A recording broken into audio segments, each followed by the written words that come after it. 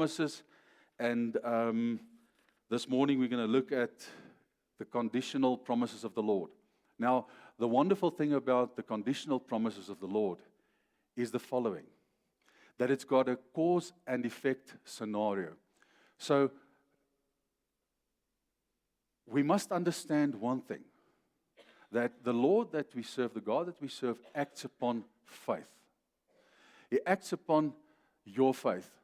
And knowledge of Him and knowledge of His Word is very, very important, because that is the way that we truly get to know the Lord, is by knowing His Word, knowing His character, knowing His value system, and aligning to who He is. And the process which we are currently in is so beautiful, because the Lord is showing us great and wonderful things, which I think, nothing is new. But I think He's placing emphasis on certain things and showing this generation, and I'm talking about this generation sitting here, of people and standing here, who He is, and is revealing Himself in a beautiful, beautiful way unto us. And it is so important that we truly take the Word of God and that we align to what the Lord has for us as a congregation, as the people, as the church of the Lord. Because I believe that in the Holy Spirit works through His children on the planet. And in various ways and means, the Lord works in waves and in seasons, and He teaches His children certain things for certain times, for certain seasons. And it's so important that we stay intact and that we stay in step with what the Lord is doing. And it takes a bit of separating yourself and also listening to what God wants, not to what we want and how we feel we should preach or we should teach or what we should learn. So that is why the church of the Lord is so, so, so important.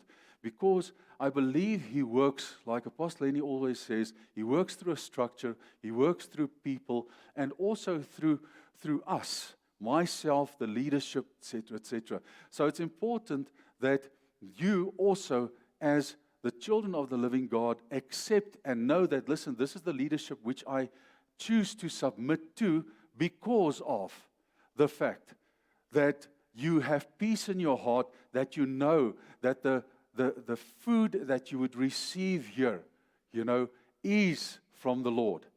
Because I can tell you, you can get a lot of food many places, but it's not necessarily that food is for the season, for that time, and for what God wants.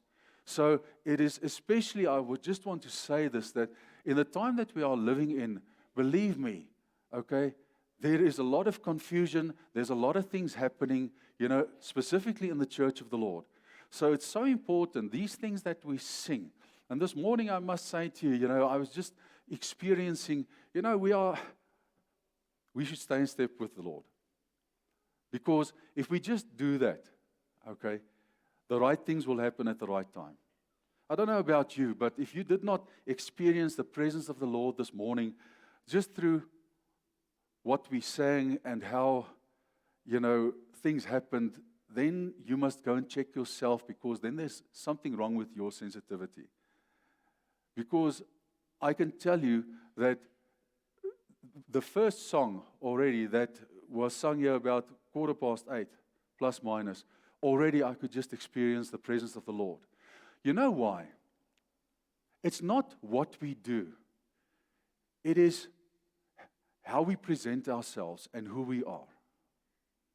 We, as human beings and man, always feel that, what we do determines the outcome in the sense of, the Lord's action or reaction. If I just go and have a look at the Bible, and I look at from Genesis to Revelation, I look at all the great men and women of God, and I look at the amount, the so-called, with all due respect, encounters, powerful encounters that individuals had with the Lord. Even a guy like, let's look at Moses. I mean, the Bible says that he is the greatest prophet that ever lived. Okay? That's what the Lord said. That's what Jesus said. That Moses is the greatest prophet that ever lived. Okay? Not Elijah. These are Moses. And if you look at the encounters that Moses had in his whole lifetime, with the Lord, and I'm talking about the so-called goosebumps, the so-called fire stuff, the so-called, whatever. It's few and far between if you look at the rest of the time where he had to just stand upon what God said and stand in character and stand in faith and stand upon the word that the Lord gave him. And what I'm just saying is, Moses and all the other men and women of God presented themselves in a specific way, and they stood. Like Paul says in Ephesians, after you've done all, stand. And usually the standing part is far, if you look at the time span, I mean, your standing part in your life, if you grow old to be 80 or whatever, and you've known the Lord for 20 years, you'll find that your standing part is the largest part of your life. The fact that you stand in faith, the fact that you stand upon His Word.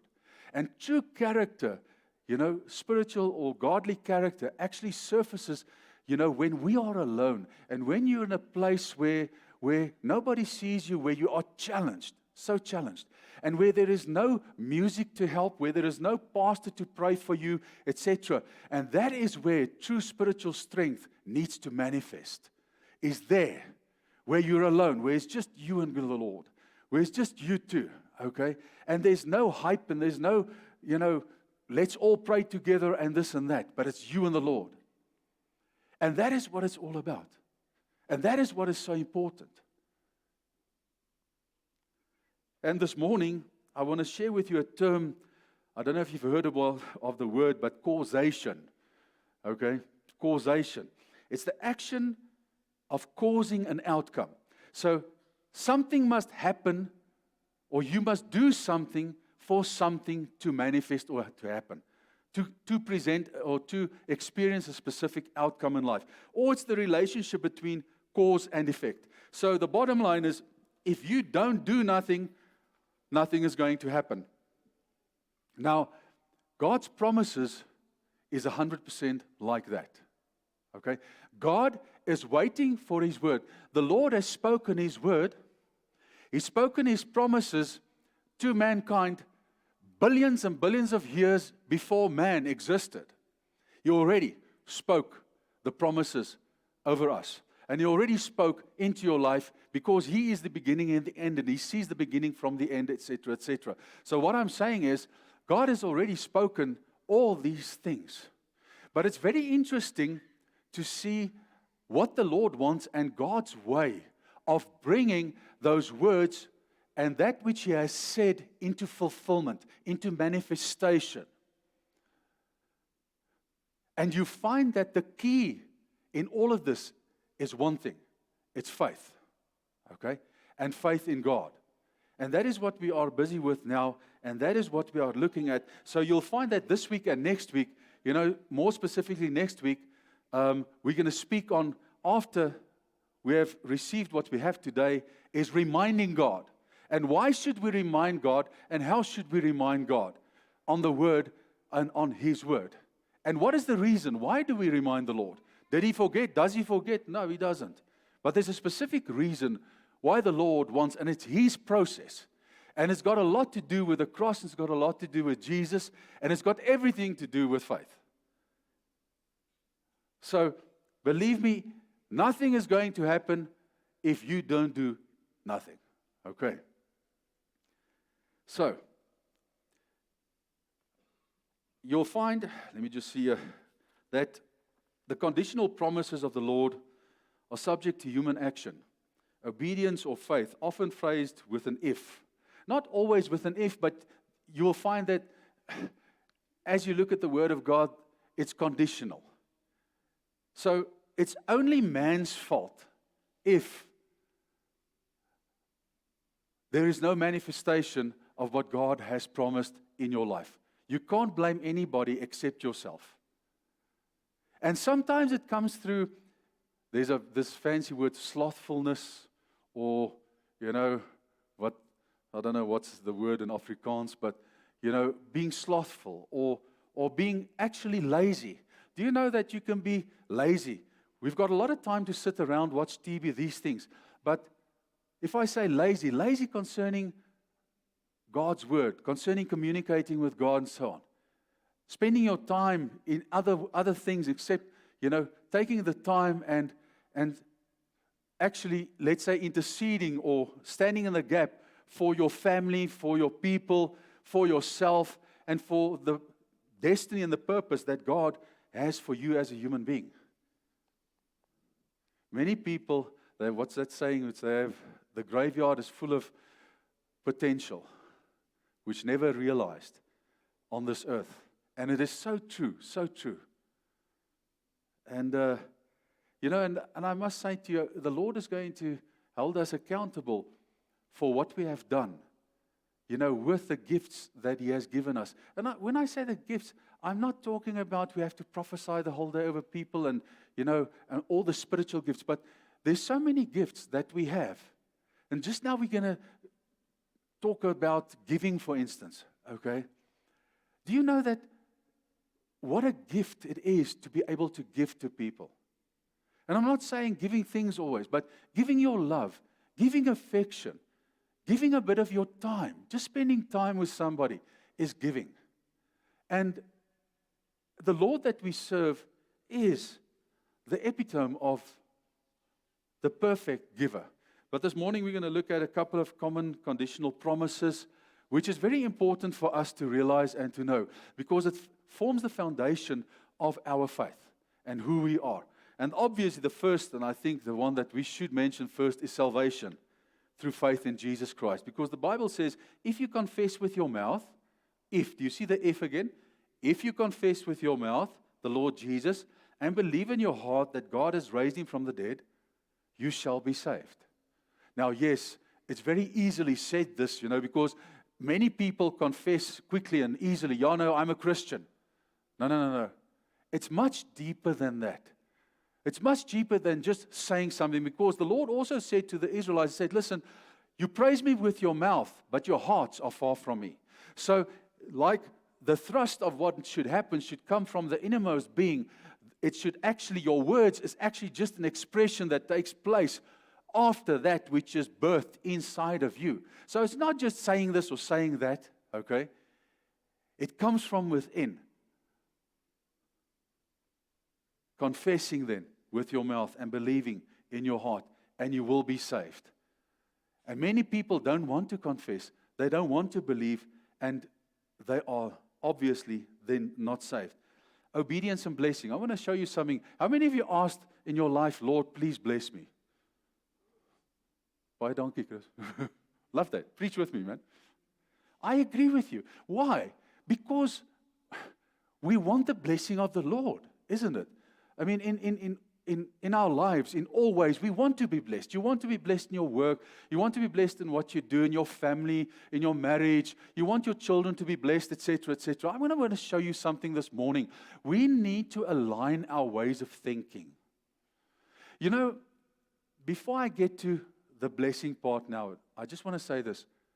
Scriptures like Matthew 6:33, for instance, that says, seek first the kingdom of God and His righteousness, and all these things will be added unto you. The fact that our focus should be on the Lord is minimalized or made minimalistic or straightforward. I want to show you, we seek so many things.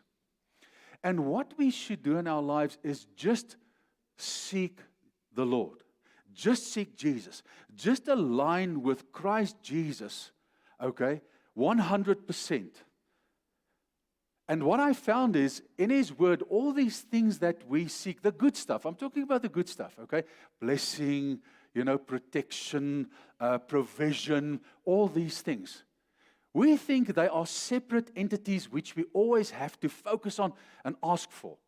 Can I tell you what? We miss out on so many things. Through the grace of God, if I have to come and I have to make a relation or relate my asking for things to what I actually just receive, in any case, I will fall so far short on my asking bit, okay? On my asking bit than my receiving. Because then I need to ask every day for eyesight, for hearing, for just energy to stand up, for oxygen. I have to ask for all these things. And I don't even ask for them, but they are there. Why? Why are they there? Why are they just there?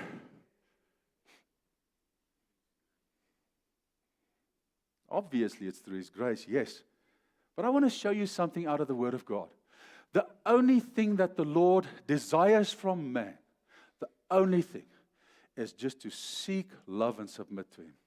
That's all. When you do that, there are certain universal kingdom principles that automatically just manifest. Okay? Just manifests because that is what He has spoken and that is what He has said. Those are His promises. Let's go and have a look. I just want to, in this morning, I hope you're awake. I just want to try and tickle your senses a bit to think a bit out of the box because we are so tunnel visioned as children of the Lord concerning the Word of God. And the Word of God is not tunnel visioned. The Word of God is a two-edged sword and it cuts in so very many ways, okay, to achieve God's purpose and goal for your life. Now I'm going to just try this morning, I'm going to look at a couple of scriptures which we interpret in a specific way. And what I'm going to do is I'm just going to cut the sword to the other way and show you something. Just by something which they call, I was taught this at Bible school, the thrust of the verse. Okay? Let me give you an example what the thrust of the verse means. Okay? I can speak of Jesus Christ, or I can speak of Christ Jesus. Now, what is the difference between Jesus Christ and Christ Jesus? When you speak about Jesus Christ, you are talking about His humanity, and you are talking about His life actually on earth. But when you speak first of Christ, Jesus, you are actually speaking from heaven downward. You are speaking the now. Christ is in heaven, okay? And you are speaking from heaven to earth. But when you speak about Jesus Christ, you're speaking about His doings from earth upwards. So I'm going to, this morning, take some verses and just show you how we interpret the Word of God by just putting one word before the other and just turning it around. And what the Lord is wanting to show us this morning is just to look at His Word, and He's going to open our eyes concerning a couple of very important matters here, understanding what He's saying in His Word. And when we understand what God says in His Word, as we align to His Word in that way, we will be accurate concerning our confession. We will be accurate concerning our prayers, concerning when we come to the Lord, also reminding Him of His Word. Because we are reminding Him not of a word or an idea turned around, but exactly what He said should be. Okay. Are you still with me? I know it sounds very complicated, but it's actually not. Luke 11:28. Let's look at obedience and blessing. Jesus said, these are Jesus' words, more than that, blessed are those who hear the word of God and obey it. The condition for being blessed, listen to me, the condition for being blessed is not praying for blessing, not asking for blessing. It is a cause and effect scenario. Because He says here, okay, blessed are those, not will be or ask me. He said, they are blessed. They are blessed who hears my words and obey them. So obedience to God's word, okay, is a condition of being blessed. Not receiving blessing, but being blessed. So obedience, Yaku, is so important. It's important for you to obey God's word. And that's why I say in obedience, the Bible says is better than sacrifice. So, do you understand? And these are straightforward, simple terms and conditions, is obey God's word.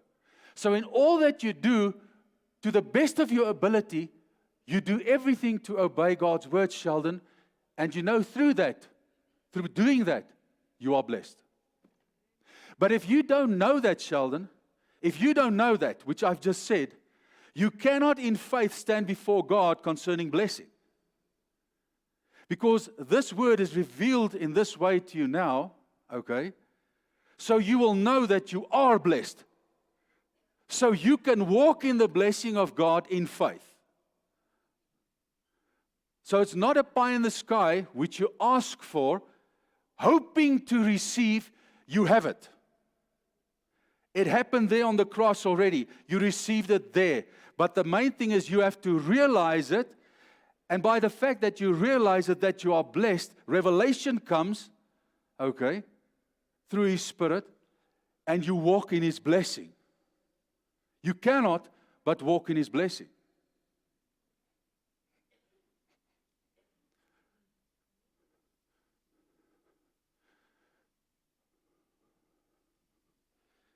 And this counts for a lot of things. Another conditional promise is prayer and response. Let's look at Jeremiah. I want to give you, I'll get to that. Call to me, he says, and I will answer you. If I don't call to Him, He will not answer me. So if I keep quiet, I won't hear Him. But calling unto God, now listen, I'm going to quickly, now we're talking across the verse now. Our understanding of calling unto God is, Lord, hear me. Father, in Jesus' name, I'm calling upon your name. Answer me, Lord.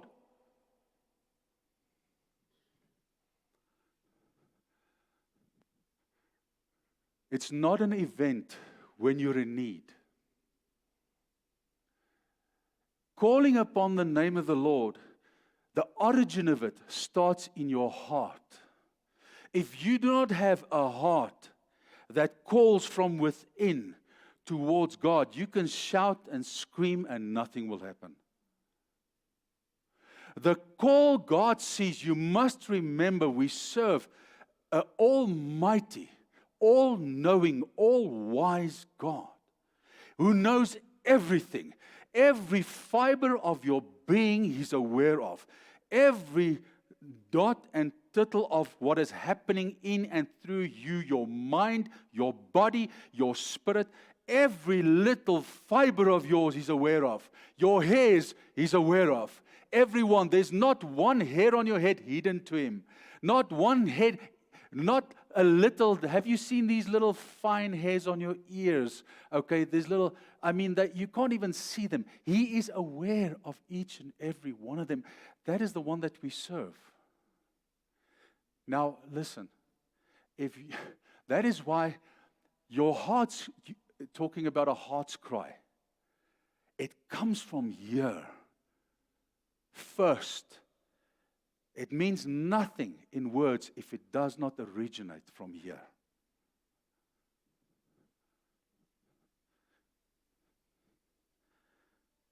He says, so we are not supposed to call upon God in our so-called time of need, because that is our frame of reference. That is what we see. It is so shallow.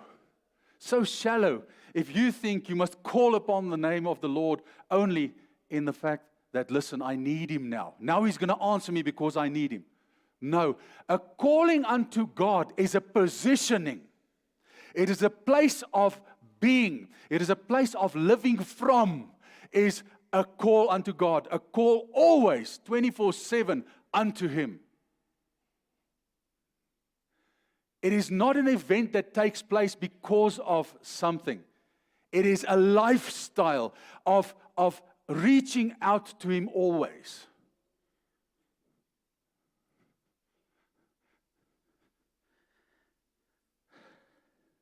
Isaiah 65:24. Do you know that the Bible or that heaven has a telephone number? Do you know that? Can I give you the telephone number? Write it down. 236524. Okay? 236524.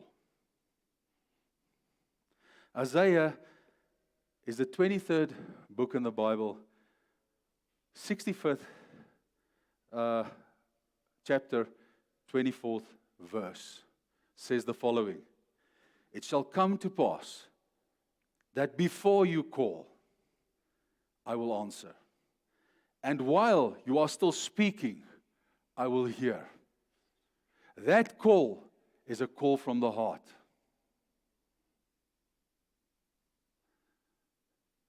And that is who He is. He knows and He sees and He hears already before you even speak, before you even call. He knows. All He wants is, Irma, is a call from here. That's all He wants. All He wants. So I want to say to you now, do not underestimate the people who never speak a word.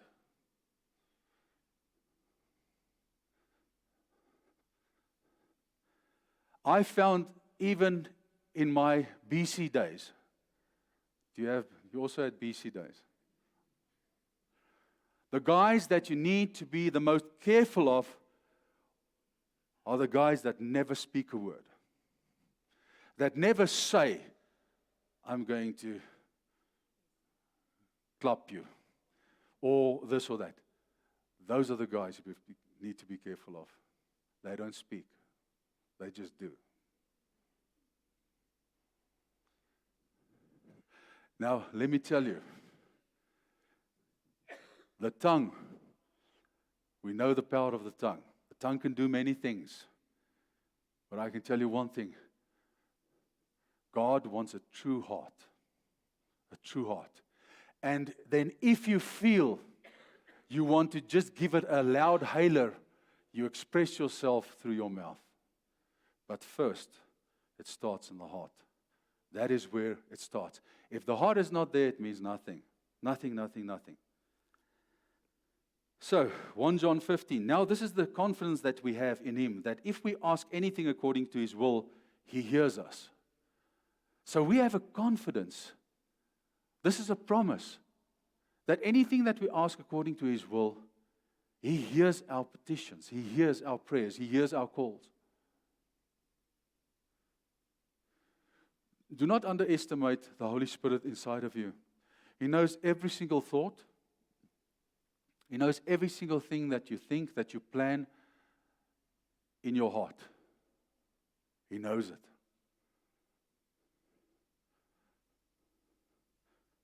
So I just want to say this. Without you voicing a word, powerful things can happen.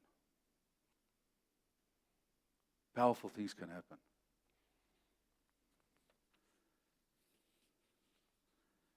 Repentance and forgiveness.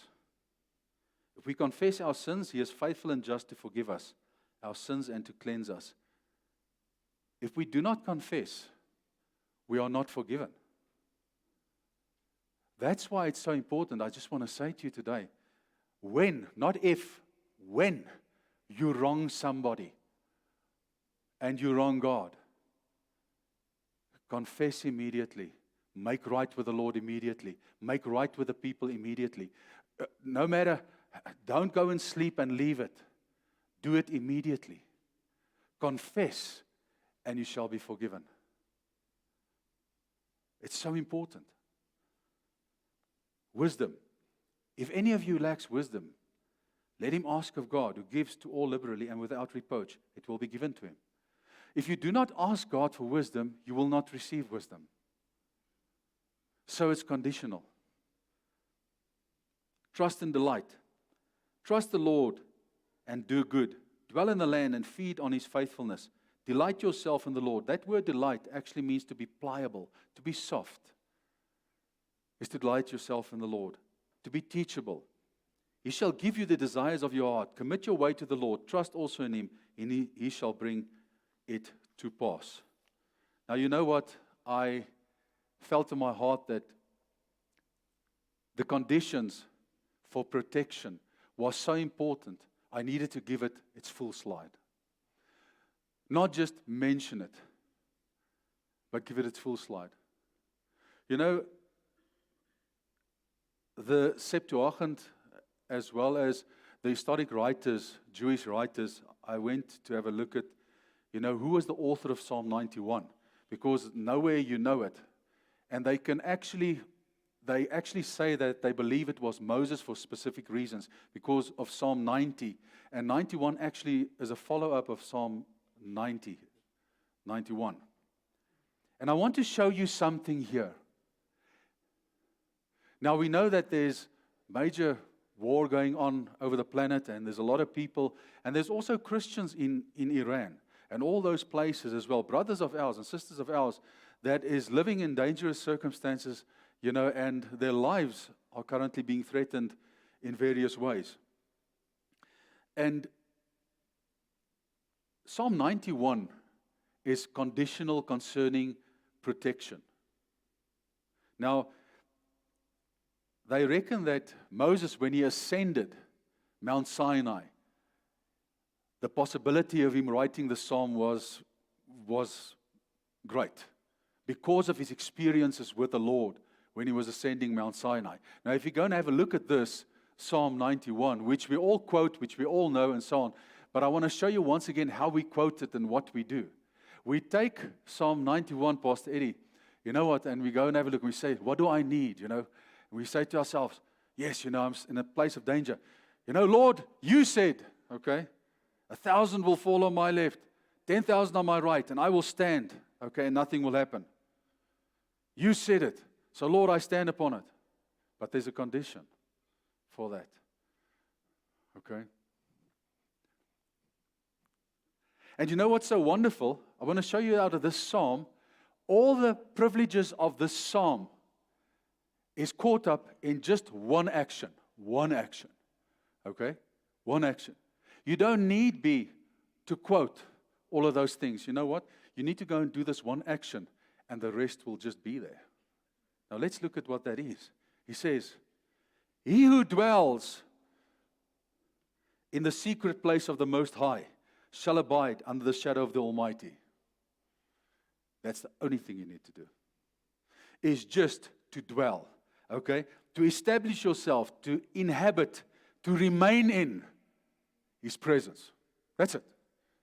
That's the only prerequisite for every single thing that I'm going to read now. Is just that one condition. One condition. He says, I will say to the Lord, He is my refuge and He is my fortress, my God in whom I will trust. Surely He shall deliver you from the snare of the fowler and from the perilous pestilence.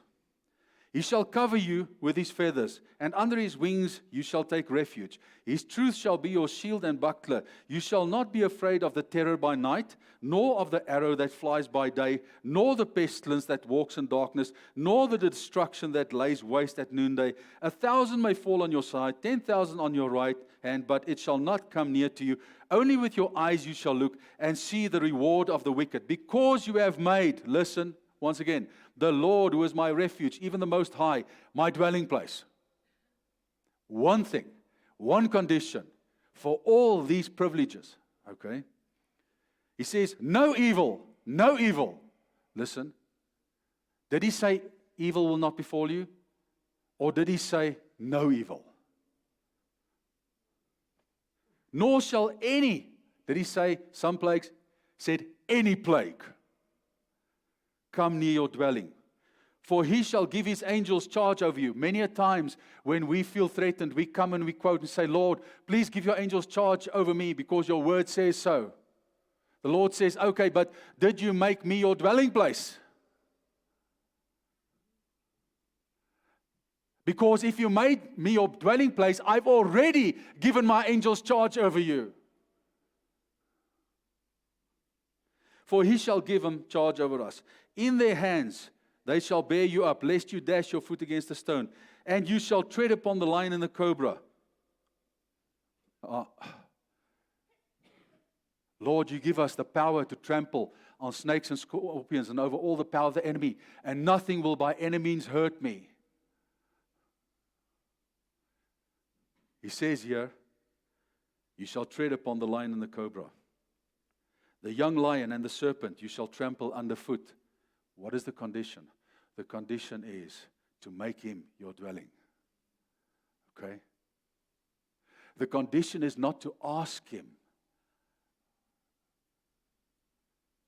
Do you understand the simplicity of God's word? Just by obeying his word and aligning yourself in truth always, automatically you are covered. It is like a medical aid. I don't know about you. I still don't understand the 50 pages which they say we cover this, we cover that, we don't cover this, this is covered here, now I'm taking this for that. I still don't understand it. All I want to know is if I pay that amount of money, you're not going to come back to me and say to me this, not that, blah, blah, blah, blah. Okay? That's all I want to know. Exactly here. What the Lord is saying is, life is too complex for you to cover all the bases. You cannot cover all the bases. Just be in Christ. Just seek me with everything that you have. Align to me 100% with everything that you are, everything that you have. And all these other things, even God calls them other things and didn't mention each and every one of them because there's too many. Just to keep you going every day, it's got 1 trillion things happening just in your body. Just to keep you going.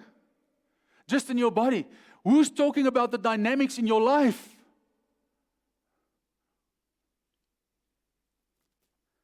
That's why he covers so many things and says, listen, I'll give you far more than what you can think or pray. Statements like that which he makes because he knows that you cannot pray for everything. You do not know what there is need of. He sees it in advance. That's the privilege that we have as children of the living God. Can you imagine people who do not have the Lord, how they live? They've got no idea. They are open targets. Like it's just, I don't even want to think about it.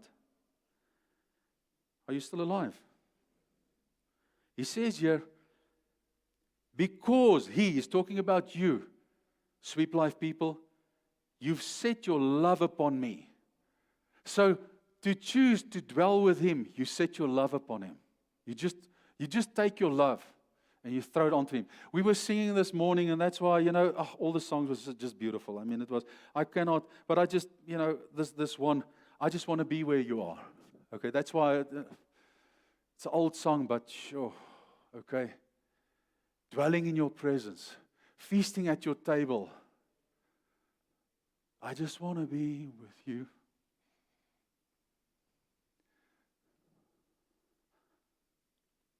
That's all he wants, is just that song.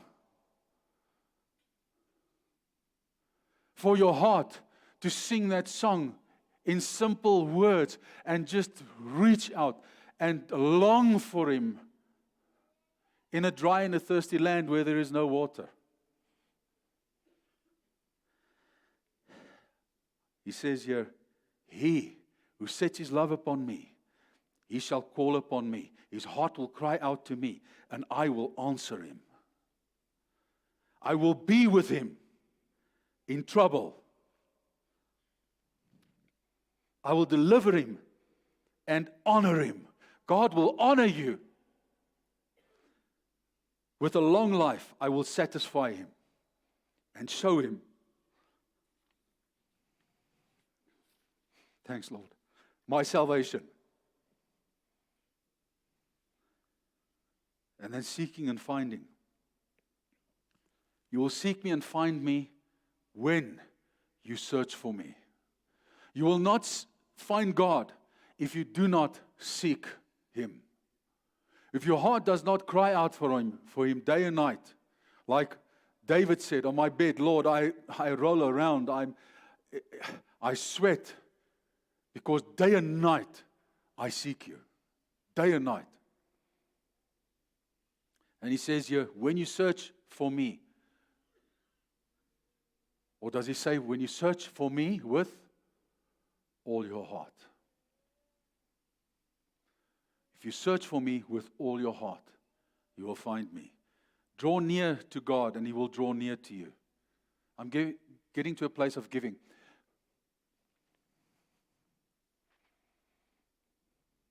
The Lord says that he loves a cheerful giver.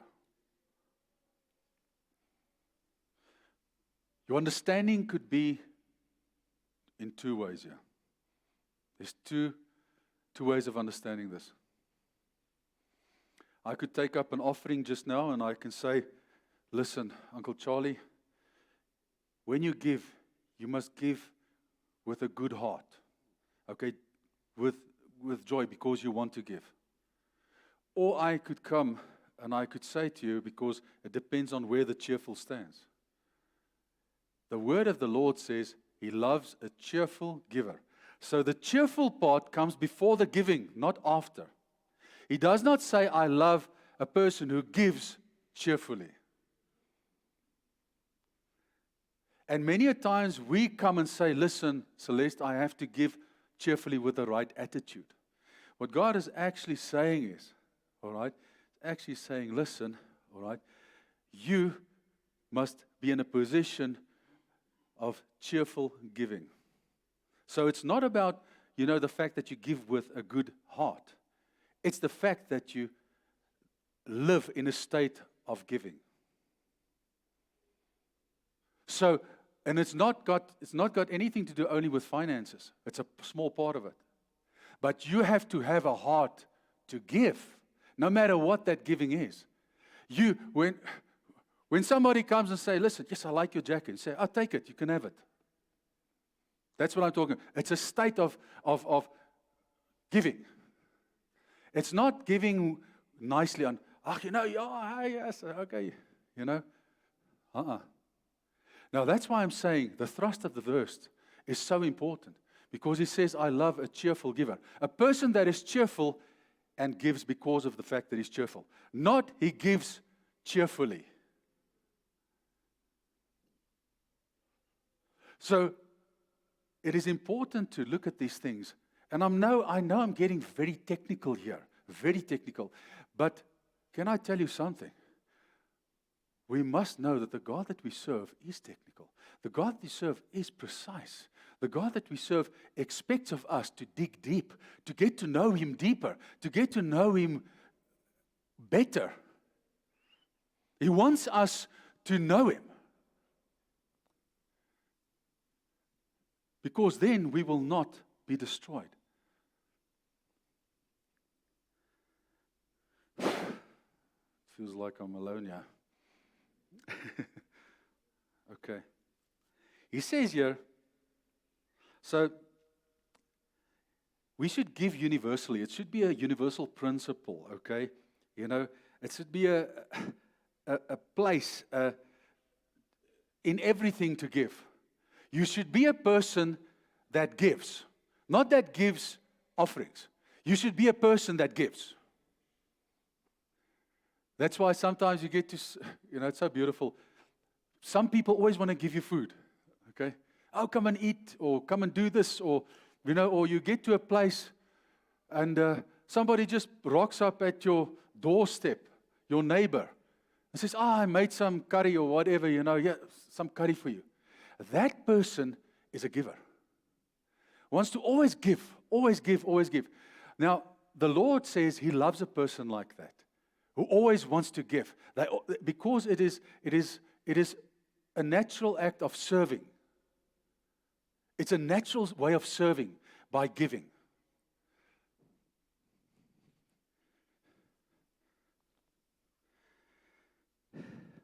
He says here, it will be given unto you. If you give, it will be given unto you. Now the Christians come and,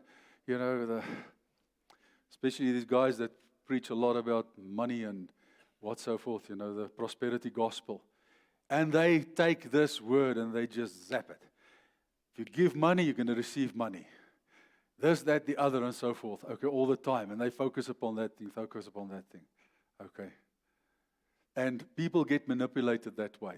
And they feel, listen, this is what I need to do. Or they think that is the way just to gain, money from the Lord. Is give money, you'll receive money. No. You need to give everything. And you will receive anything. And listen, can I tell you something? Through God's love, you will not receive what you're not supposed to receive. He says here a good measure. Okay? He says there, actually good measure means a fair amount, a return, whatever that might be.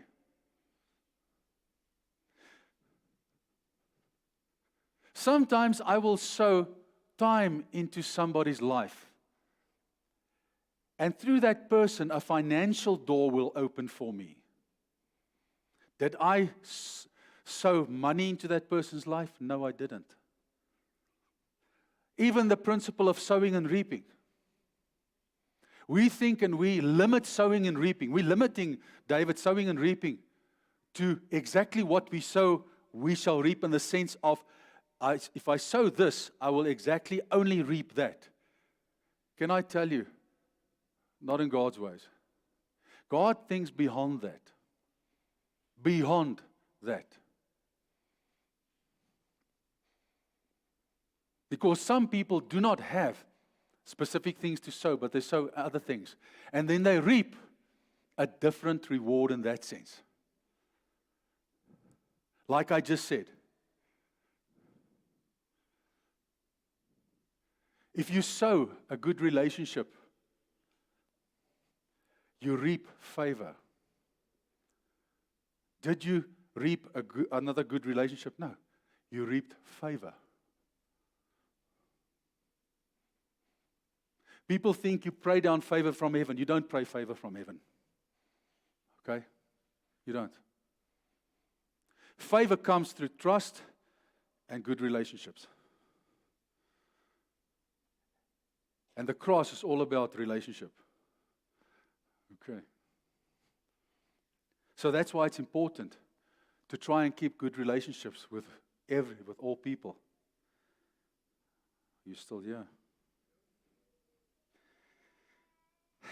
Submission. Therefore, submit to God, resist the devil, and he will flee from you. Okay.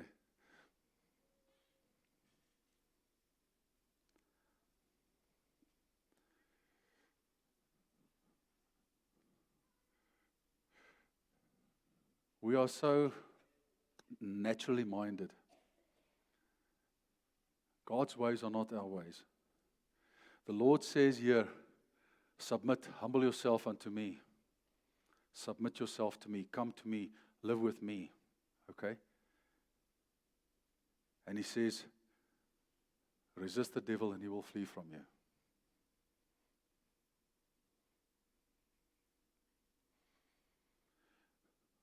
We are so focused in this life, once again, on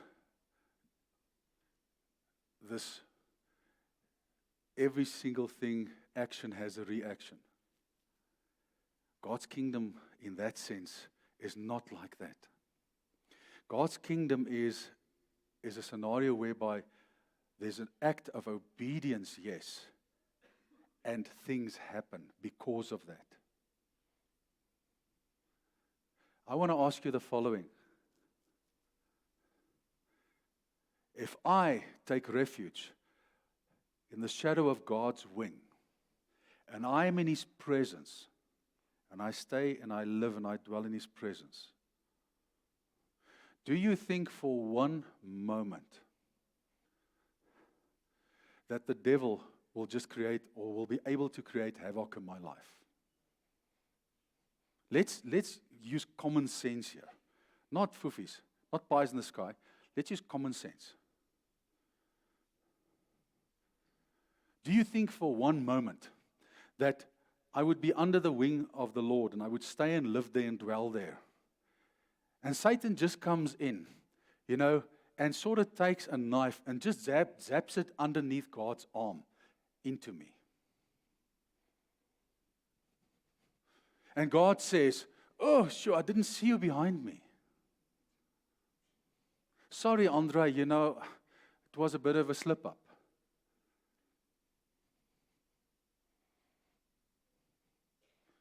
We keep ourselves so busy with the wrong things.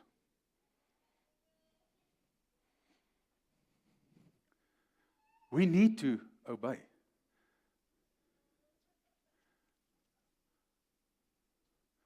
I'm not saying that the devil cannot influence, cannot this and that, but you must know that he's been stripped on that cross of all power. He's been made a public spectacle before everything and everyone. The biggest problem with mankind is his pride, and he does not want to fully submit to the Lord. We could not, no man can overcome Satan.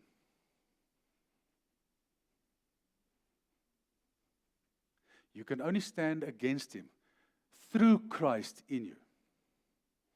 If necessary, in whatever circumstance there might be. So what I'm saying to you here is, when we submit ourselves unto the Lord, when we humble ourselves unto the Lord, when we live and dwell in His presence,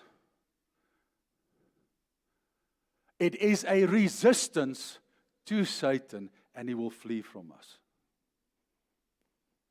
If I still have to fight him, with all due respect, sorry, I'm not going to waste my time. I rather spend all my time on loving on Jesus, telling Him how great He is, worshiping Him, etc., etc. And I understand things in the Spirit. I understand, how He takes advantage of people and so on. But let's be honest here. Okay? If Christ is in me, and the Holy Spirit dwells in me, it's the same Spirit that raised Jesus from the dead, that overcame death, hell, and the grave. It's the same Spirit that supported and empowered Jesus to shake the gates of hell, and to set the captives free, taking them into the third heaven. All I'm trying to say to you today is I'm not preaching and propagating, anything except one thing. And that one thing is just seeking Him. That one thing is just obeying Him. That one thing is just living in His presence, inhabiting His presence. That's what I'm promoting here today. That's all. Grace. He says God resists the proud. James is not speaking here to Philistines. He's speaking to children of God. He says He resists the proud, but gives grace to the humble. Do you know that word resists means opposes? So God is standing against you if you have pride in your life. Against you.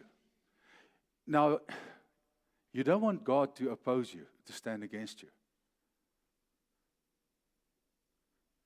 So He says He gives grace to the humble. So we need to humble ourselves before the mighty hand of God. And what does He say? At the right time, He will lift us up. Did He say He will lift us up? No, He said at the right time. At the appointed time. Do you see that God has a time for everything? A time for everything. Very important. You're looking at me. Okay. I felt in my heart, I don't know why, but this was led by the Holy Spirit. I felt I needed to say this. This is a very important thing. God created man, to work with a specific reason. The Bible says, "He who does not work shall not eat." Okay. And I looked at the scripture in Thessalonians, and this word was preached and given to Christians. For even when we were with you, we commanded you this: if anyone will not work, neither shall he eat. For we hear that there are some who walk among you in disorderly manner, not working at all, but are busybodies. He's speaking to the church here, he's speaking to the people, speaking to me and you. Okay? He says that they are busybodies. Busybodies mean people who meddle, who hustle around, schemers. I've seen so many schemers, Christian schemers. Okay? Always have a plan. But the plan, can I tell you one thing? Paul is speaking about here, if the Apostle Paul, who was one of the most intellectual men of the time, who stood under Gamaliel, the teacher of the time, and he was one of his prime students. He had brains, plenty of it. And this same Paul, to be able to put food on the table, did handiwork. He wasn't a guy who said, listen, I don't like handiwork, or this is not my character, this is not me, I'm not going to do this, I would wait for a job to come my way, and so that, which suits my brains.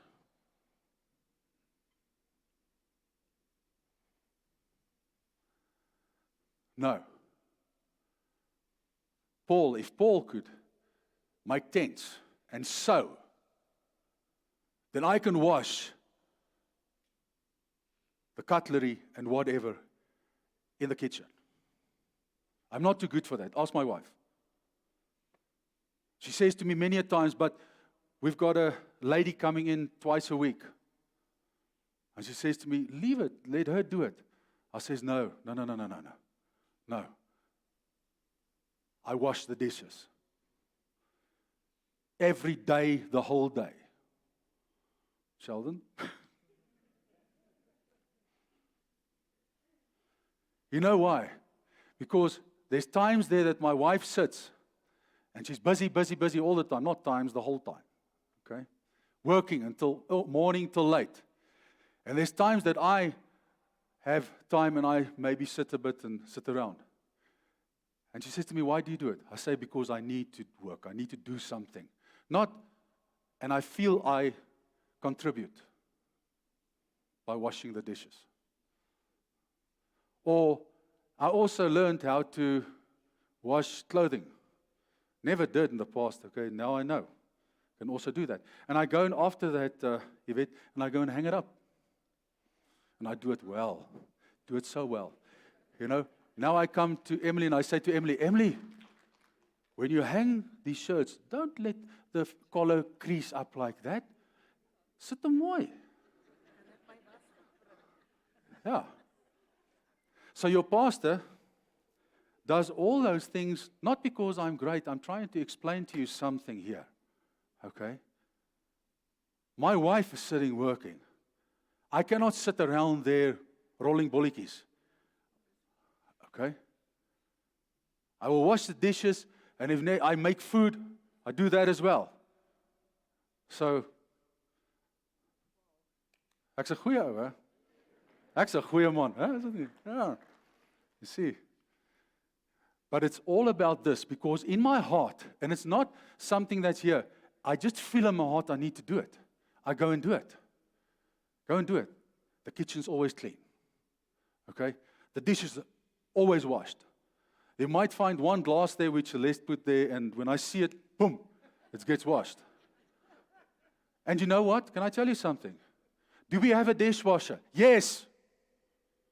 Have we ever used it? No. Brand new. Standing there. An AEG. Not so net a Mrs. Bosch. The best one I bought. Never used it. Okay. Why? I enjoy washing the dishes. Okay? People, all I'm trying to say to you here, am I good to wash dishes? No, I'm not. Okay? I fill the toilets with a Mr. Blue. I pick up, I clean everything there. Don't leave it for Emily. Why? Because it is a godly nature manifesting. Okay? When I see something broken in the yard, wherever, I fix it. Don't leave it, because I hate destruction. So people, all I'm trying to say to you is, if you do not work, you shall not eat. Nobody, not one of us, not one child of God, is too good to do any job. Any job. And you know what happens? Sometimes it's necessary for you to clean the toilets so that the MD could see, listen, this guy does it so well, I think he must wash my car. And if you wash his Rolls Royce and he sees, gee, the speak and span, he says, listen, but I can trust this guy, to be a manager. And then you get appointed as a manager. And then you go on and on. And at the end of the day, you know what? You get appointed, like God says, over a lot. Because you were faithful in the least. That's God's principles for His people and for His church. So it's important that you get up, if you're not doing it, and do something. And let me show you something here concerning the word, what the Bible says, Chris, and the rest of us. Sorry, I'm picking on you. Maybe I should pick on somebody else. Who could I take? Billy. Billy, know what the Bible says? It's actually wild. Concerning here, he says now in verse 12, now those who are such, we command and exhort through our Lord Jesus Christ, that they work in quietness, eat their own bread. But as for you, brethren, do not grow weary in doing good. And if anyone does not obey your word in this epistle, for what I've said now here, he says, note that person, and do not keep company with him. Oh, that company means association and union. It's talking about, he's not saying reject them. We shouldn't reject our brothers. Your brothers can come and sit here and listen to the word and so on.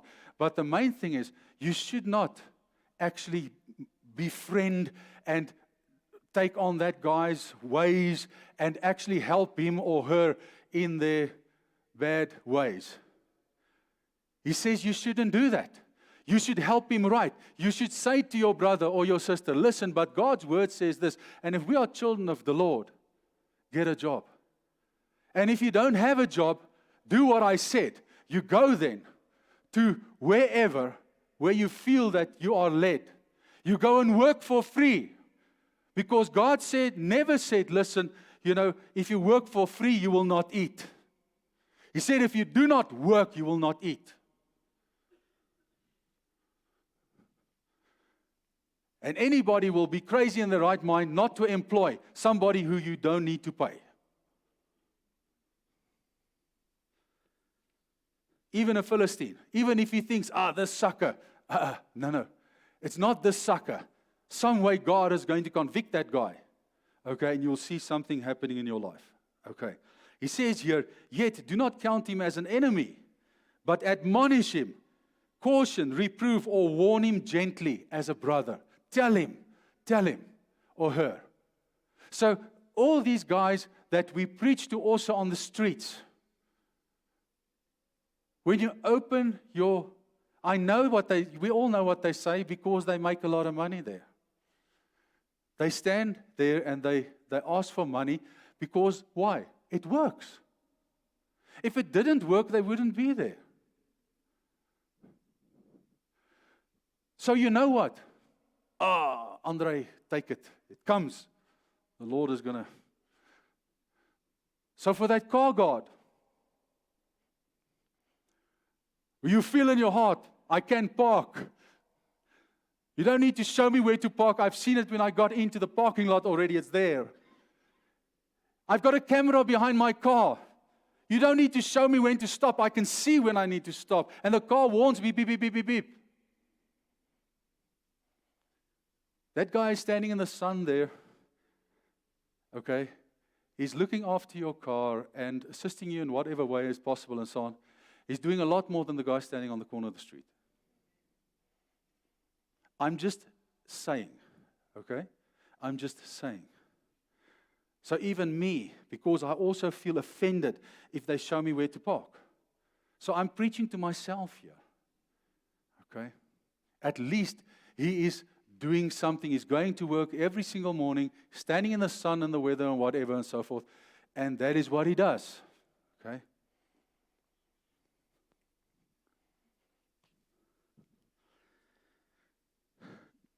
The Believer's Bible commentary says the following. The Thessalonians had already been commanded not to support shirkers, he calls them. If an able-bodied Christian refused to work, neither shall he eat. Does this conflict with the fact that believers should always be kind? Not at all.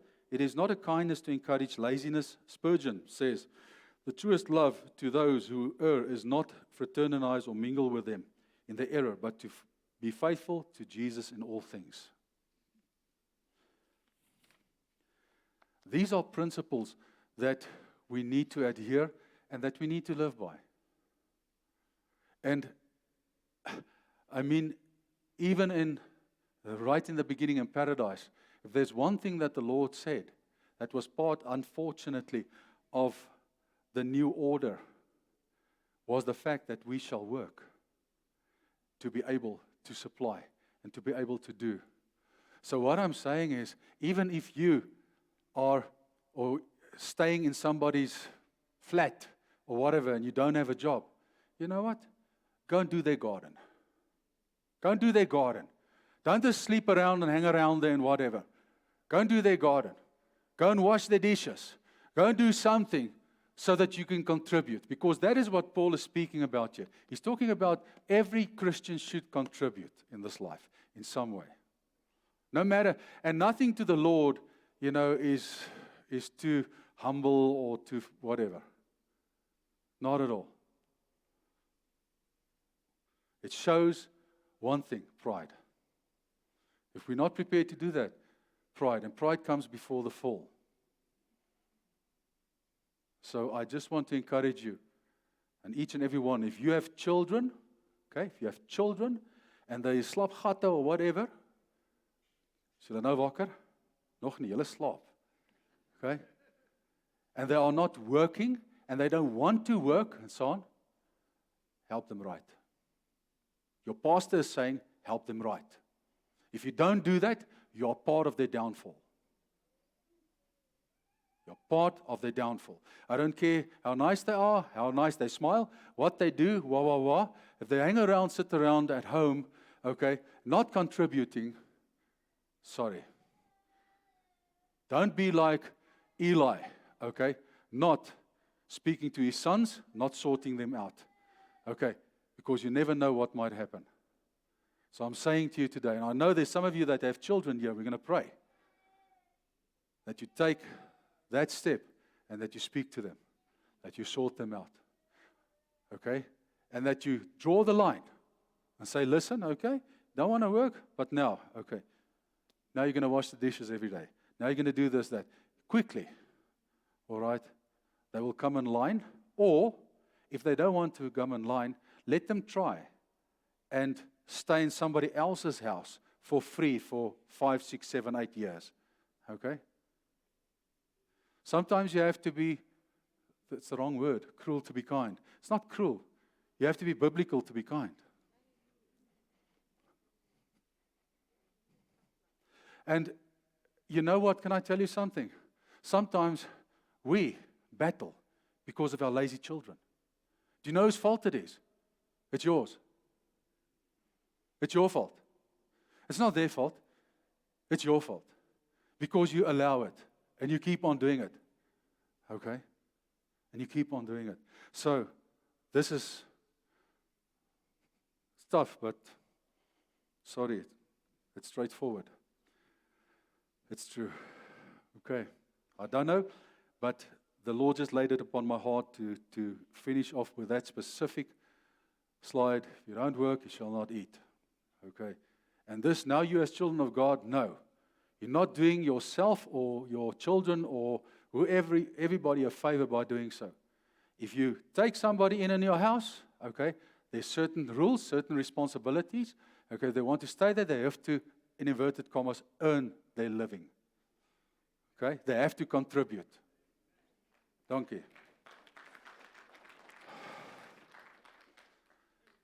Let's pray. Sê die oom wat 91 is en gewerk het tot op hoeveel? 91. Oom het gewerk tot hoe oud? Oom het nog gewerk tot hoe op watter ouderdom? 80.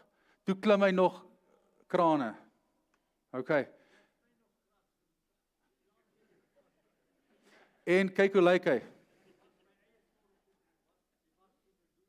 Daar sê.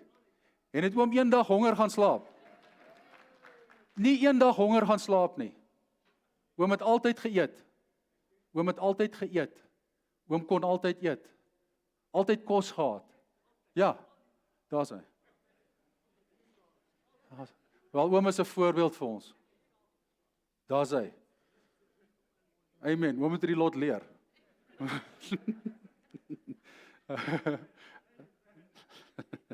Let's pray. Let's pray. This is important.